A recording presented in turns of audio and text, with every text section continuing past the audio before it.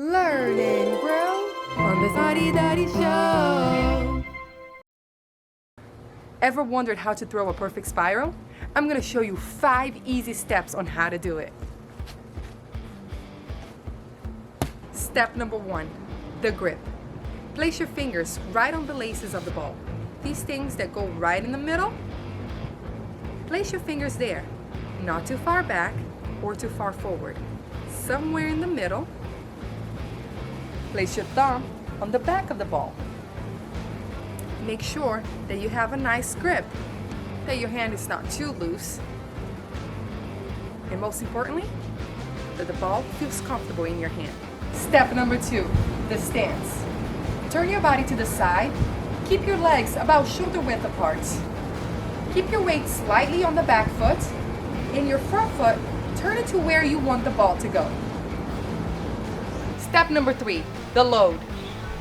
You want your arms to be about a 90-degree angle. This is what I mean. It has to create almost like a square, as if you were trying to show off your muscles. Keep it about a 90-degree angle, so that means that it needs to be just about shoulder level.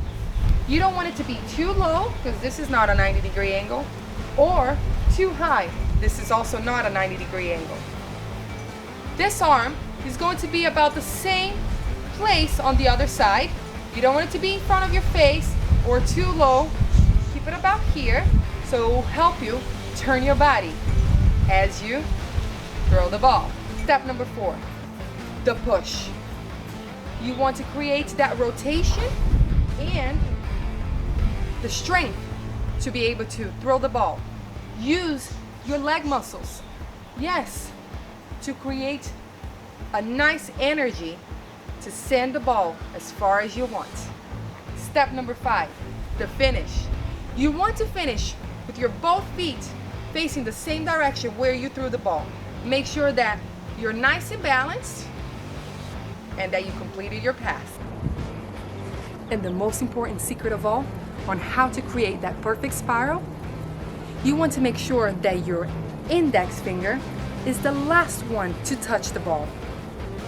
You're going to flick your wrist, and as you do that, the index finger will be the last one to leave, creating that perfect spiral that will allow the ball to fly through the air with the least amount of resistance and go as far and as fast as it can possibly go. Once again, as the ball leaves your hand, make sure to flick your wrist, allowing the index finger to be the last one to touch the ball.